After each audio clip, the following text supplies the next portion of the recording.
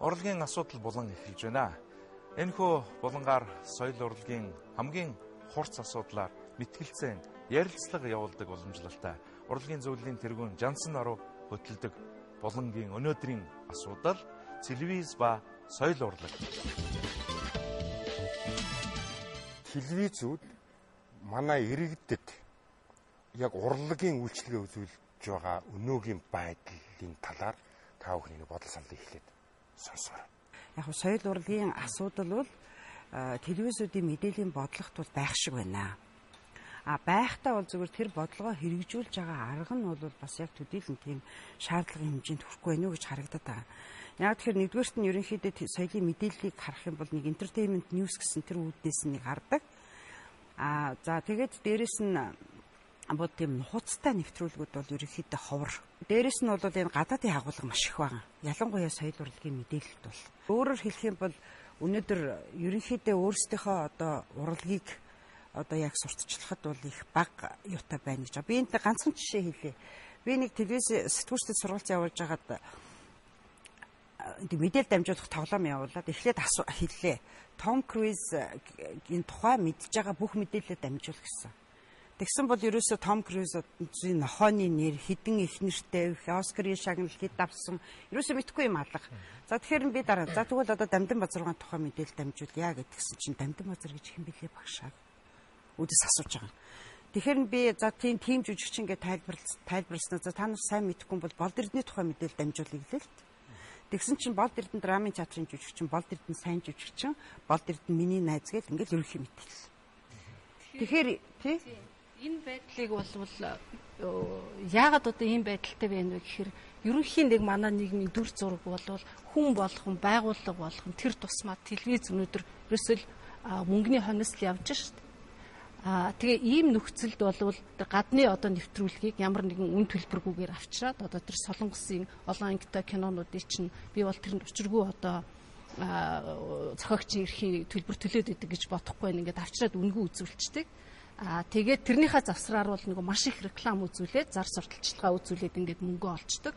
Тэр нийтийн одоо сонирхолд нийцсэн, эрх ашигт нийцсэн одоо тэр агуулгыг хүргэх талдаа дутуу анхаарат байна уу гэж ингэж бол бас бодогдоод байна. Соёл урлаг гэдэг чинь асар том зүйл байна. Үүнийг танин мэдэх талаас нь телевиз нэлийн одоо иргэдэд хүрэх ёстой. Нөгөө нэг хуучир гэж ийм хөгжим байдаг, Петровын тэгсэн байдаг нэг боловсрол талаасаа биш. Хүнийг төлөвшүүлж хөгжүүлэх талаас нь телевизийн гүйцэтгэх үүрэг нэлээ өндөр гэж боддог. Урлагийг яаж таниулж, мэдүүлж ойлгуулах вэ гэдэг тэр олон талаас нь бодож үзлээ л манай үзэгчд бол маш товчхон мэдээлэлд дуртай байдаг. Бид тэр хунт нуурыг тэр чигээр нь тавьж үзсэн. Миний бодлоор бол энд нөгөө өдөөх соёл одоо урлагт хүнийгтэй татах одоо хүүхэд залуучуудаа бид нар хөгжихт нь өдөөх, танин мэдхт нь өдөөх, урлагийг ойлгодог, мэдэрдэг болохт нь л өдөөх нь аягүй чухал байхгүй. Тэрнээс тэр өдөөлтөнд байхгүй нөхцөл бид нар хунт нуурыг те 2 цаг тавьж яах аягүй цөөхөн үзэн штэ. Тэгэхээр бол нөгөө энэ Монгол шиг одоо юу гэдгийг хөгжиж байгаа орны хувьд радио, телевиз тэгээд Монгол шиг тархай одоо бутархай те одоо суурьшмал биш ингээд тарж одоо нутгалдаг амьдэрдэг ийм одоо улс орны хувьд бол телевиз бол үнэхээр одоо урлагийг те олон түмэндээ хүрэхэд бүр онцгой чухал одоо үүрэгтэй болчихж байгаа. Тэгээд дээрэс нь энэ ядуу зүдүү оронд чинь энэ хүнээ хөгжүүлэх чинь бол манай нийгмийн хамгийн том тулгамдсан асуудал шүү дээ. Тэгэхээр телевиз маань нийгмийн одоо чухал институцийн хувьд дахиад тэр хүнийг хөгжүүлэхэд чухал хувь нэмэр оруулах хэрэгтэй. Тэр сэдлийн бий болгох, сонирхуулах. Тэгэхээр бол нөгөө соёл урлагийн холбогдлолтой нэвтрүүлэг бол дандаа одоо тэрний тухай те хүнийг яаж л тэр нь татаж оруулах вэ гэдэгт нь л байхгүй бол олон цагаар дуур тавиад олон цагаар одоо балетын бүжиг тавиад бас тийм дөрөвтэй. Тэгэхээр би бол санал нийлэхгүй байна. Яг гэвэл редакц руу хунт нуурыг явсны дараагаар байна шүү дээ тийм ээ. Редакц руу 5 хүн уцтай та нар ийм урчим гаргаж хилээлээ гэвэл энэ бол бүх үзэгчийг төлөөлж чадахгүй. Тэгэхээр телевизуудыг өөрөө их өрмөгцсөн шүү дээ. Яг гэвэл бүх хүн үзэх боломж нь байж идэг. Тийм учраас тэр үзэгч чинь өөрөө маш их янз бүр байхгүй. Янз бүрийн сонирхолтой, янз бүрийн боловсралтай учраас хунт нуурыг үзэх сонирхолтой үзэгч олон байгаа гэдэгт бол би итгэж байна. Тийм учраас бол хунт нуурыг үзүүлэх шаардлагатай. 1975-78 он гэхэд долгор найруулагч, шишгт найруулагч энэ төр одоо амар санаа дуур юуны дуурийг учиртай 3 толгой дуурийг кино хайснаа мөнгөчүүлсэн. Тэрнээс хойш бол одоо Монгол телевиз гэхэд бол багчсан одоо хориглолт буулаг тийм ээ. Тэгээд Traviata, Reggiata гэдэг дууруудыг бүрэн ихээр нь үзүүлж байсан. Энэ бол тухайн үед маш их тийм нөлөөтэй байсан байхгүй. Тэгэхээр аливаа нэгэн өнөөдөр үзэгчдийн одоо телевизэд хандж байгаа хандлага өмнө хэрэг бас өөрчлөгдөггүй шүү дээ. Яг гэвэл телевизээр ярьж байгаа юмд их чухал ач холбогдол тавьдаг. Хэрвээ аль нэгэн сувгууд энийг бүхлээр нь үзүүлээд эхлэх юм бол үзэгчид энэ бол чухал юм байна гэдэг бас тийм юу мессеж бас тэднэрт хүрнэ. Тий, ер нь бол сонирхуулах ер нь бол үзэгчид бол залхуул да. Тийм учраас бодлого бол маш чухал юм аа. За. Бодлого чухал. Гэхдээ жишээлбэл ингээд одоо гадаад улс орнуудад ингээд явж байхад сонгодог урлагийн бүтээлийг үзүүлэхдээ эхлээд заавал ийм одоо лекц явдаг. Тэр одоо бүтээлийн тухай би жишээлбэл нэг Ростроповичийн одоо концертыг үзсэн өөрөө удирдах тоглоход нь тэгээд тэнд лекц явж байгаа. Тэр лекц л хүнийг сонирхуулах жижигхэн гогцоог л өгчөж байгаа байхгүй. Тэр нь энэ Ростропович гэж хүний намтар байж болно. Эсвэл тухайн бүтээлээ одоо бичгтээ холбогдож гарсан нэг сонин юм байж болно тий. Тэгэхээр энэ өдөөхөл бүр үнэхээр одоо хамгийн чухал. Та хоёроос гарсан нэг санааг би нэг хэлчихмээр байна л да. Та бол ингэж хэлсэн. Телевизүүд бол гадаа талын мэдээлэл, гадна талын соёл урлаг нэлээд явж байна гэсэн санаа хэлсэн. Та бол ер нь бол мөнгөний асуудал их айхтар шийдвэрлэх ач холбогдолтой байгаа учраас энэ солонгосын кинонуудын тэрийг бол авчирчлаа гэсэн. Авчираад гаргаж байна гэсэн ийм санаанууд гарсал да. Телевизийн одоо нэвтрүүлгүүдийн шторкнууд, нэвтрүүлгүүдийн одоо дунд нь явж байгаа хөгжмнүүд, рекламны хөгжим гэхэд бол 90% нь бол гадны хөгжим байна. Тэгэхээр бол хөгжмийн зохиолчдод мөнгө төлөх дурггүй байна. Эсвэл би хийж чадахгүй байна. Шар битгаар хийж чадахгүй байна. Эсвэл бидэнд төлөх мөнгө байхгүй учраас гадны юмыг авчиж байна. Мөнгөний асуудал байгаа юм байна. Бодлогоны асуудал байна. Тэгэхээр би бол бас өнөөдрийн телевизтэй хэрвээ телевизийн захирал, хувийн телевизийн захирал байсан бол яг л ийм байдал байна. Би мөнгө олохыг хичээнэ. Тийм учраас би мөнгө зарахыг бодохгүй. Тийм учраас надад төр засаг бол чи хунд нуурыг үзүүл, Евгенионыг үзүүл гэсэн над дүүрэг даалгавар өгөөгүй. Би бол бизнес хийж байна. Мөнгө олох юм аа л явуулна. Тэгээ энэ байдлыг яаж өөрчлөх вэ? Эсвэл энэ байдалд яаж нөлөөлөх вэ? Бодлого хэрэгтэй гэж байна. Мөнгийг зохицуулах хэрэгтэй гэж байна. Энэ дээр миний бодлоор бол манай улс ч угаасаа соёлын талаар төрөөс баримтлах бодлого гэсэн том баримтч байгаа. Соёлын хууль, тийм ээ, холбогдох хууль дүрмүүд бүгд бий шүү дээ. Энийг гагцхөө энэ гүйцэтгэж байгаа төрийн захиргааны төв байгууллага, түүний салбар одоо байгууллагууд тийм ээ. Ялангуяа бас телевиз өөрөө ороод иргэдтэй энэ урлагаар дамжуулаад яаж одоо төлөвшүүлэлт бий болох вэ гэдгийг тодорхойлох хэрэгтэй. Энд мөнгө шаарддаг. Мэдээж хэрэг. Та түрүү хэллээ шүү дээ. Миний хөгжмийг сонирхгүй байна уу эсвэл би бичиж чадахгүй байна уу гэж тийм ээ. Аль аль нь байгаа. Сонирхгүй байгаагийн нэг талд нь бол мөнгөгүй дээ. Нөгөө талаар нь бас энэ үзэгчид, энэ хэрэглэгчдийн юун төрсэн сэтгэлийг татсан хөгжим гарч үгүй юу гэдгийг бас ингэж байгаа.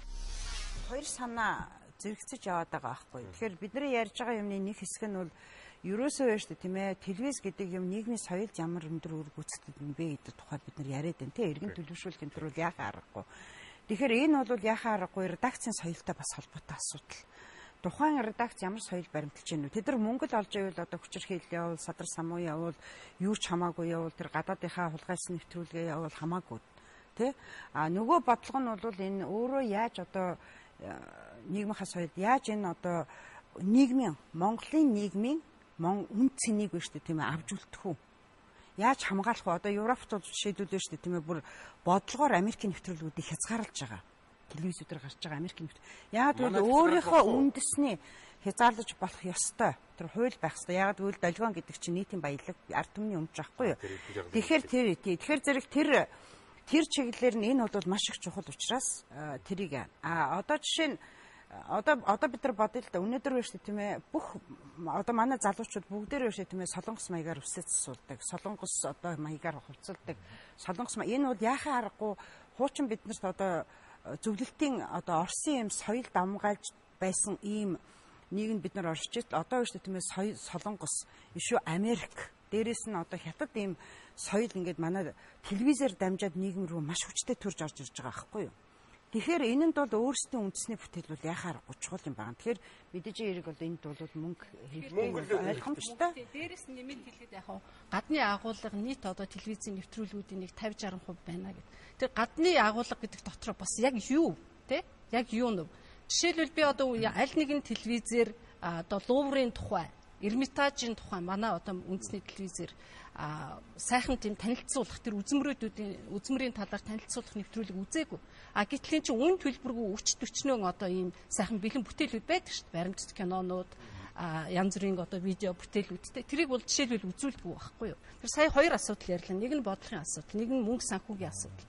Эн чинь нийтийн хэрэг байхгүй. Энэ бол зөвхөн нэг боловсрал, соёл шилжих ухааны яамны асуудал биш. Одоо тэнд байгаа бодлого чинь цаасан дээр л байчаад нийтийн юм болж чадаагүй учраас л өнөөдөр манай соёл урлаг ийм байж байгаа байхгүй юу? Манай нийгэмд чинь маш их нөөц биш. Яа бид нар тэр тэгэхээр надад мөнгө хэрэгтэй.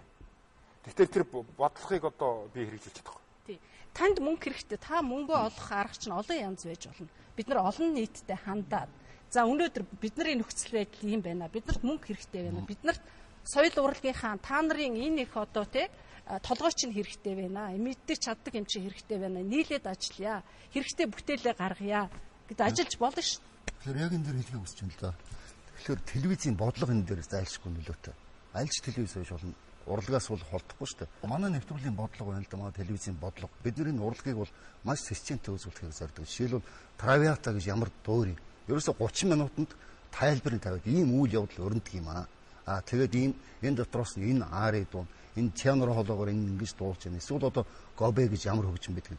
Жижигхэн 5 минутанд эрдмийн далаад тусалт нэмэр гэдэг манай болон явдаг. Телевизийн одоо яг энэ зугаацуулан одоо цэнгүүлэх энэ салбарт бол мөнгө бол өөрөө орж ирдэг ийм салбар юм байна шүү дээ. Уул нь бол. Тэгэхээр яагаад гэхээр өнөөдөр телевизэд хамгийн их мөнгө оруулж ирдэг юм бол сериалууд идэг. Дараагийн нэг нэвтрүүл юм нь бол энэ ерөөсө цэнгэнт нэвтрүүлгүүд байгаа юм. Одоо уралдаантай янз бүрийн жанрын цэнгэнт нэвтрүүлгүүд байна л да. Одоо тэр айлгах стратеги гэж нэвтрүүлэг намайг энэ халтар царайтыг авах гээд Куала Лумпурт 93 онд явж байхад нэг л ангин $700. За дээрэс нь би хэлээ. Одоо энэ манайхны акшн гэдэг нэвтрүүлэг байгаа. Энд чинь Азийн хүрд гэж Америкийн продюсер одоо Merriam Griffin гэж хүний продюсерийн нэвтрүүлэг байхгүй юу? Хашир өөрийнхөө энэ анхны нэвтрүүлгийг Coca-Cola-д $250 сая зарсан. Дараагаар нь Coca-Cola-гийнхан бүр тэрнээс илүү үнээр Sony корпорацид зарсан байгаа. Тэгээд энийгээ дамжуулаад яадаг. Тэгэхээр зэрэг өнөөдөр би үндэсний сериал яагаад хөгжихгүй байгаа өнөөдөр. Манайх ч нэ шүү дээ тийм ээ энэ телевизийн драм, телевизийн одоо театрын асар их одоо уламжлалтай маш их баялаг түүхтэй юм улс орн шүү дээ. Одоо энэ жил 2009 оны 8 сарын 27-нд Монголд телевизийн драм үүсэн байгуулагдсны 40 жилийн болно. Одоо би өнөөдөр энэ номыг авчиръя гэж утсан. Энд бол бид нар шүү дээ тийм ээ 30 жилийн туршид шүү дээ Монгол телевизийн бүтээсэн одоо бүх жүжигүүдийг бүх одоо төрөл зүйлээр нь англиад хийхэд 30 жилийн туршид 908 бүтээл гаргасан. Энд 450 гаруй уран бүтээлч оролцсон байдгийн. Энэ бүх жанраараа. Одоо өнөөдөр бизнес хийж байгаа хүмүүс энэ рекламын зах зээл өнөөдөр хэдэн төгрөгөнд дэвш тийм эргэлдэж байгааг бид нар мэдэхгүй, бид нар тийм тоо байхгүй. Тэр мөнгөнийг тэр солонгосын юунд кинонд реклам өгж байгаа үндэсний одоо баячууд маань, компаниуд маань яагаад үндэснийхаа сериалыг мөнгө оруулж болохгүй байгаа? Телевиз өөрөө их хурдтай салбар байдаг болохоор бид нар энэ чинь олон нэвтрүүлэг хийгээд үйлдвэрлэл явж байгаа шүү дээ. Үйлдвэрлээд ямар ч давталж явуулахгүйгээр явж болно.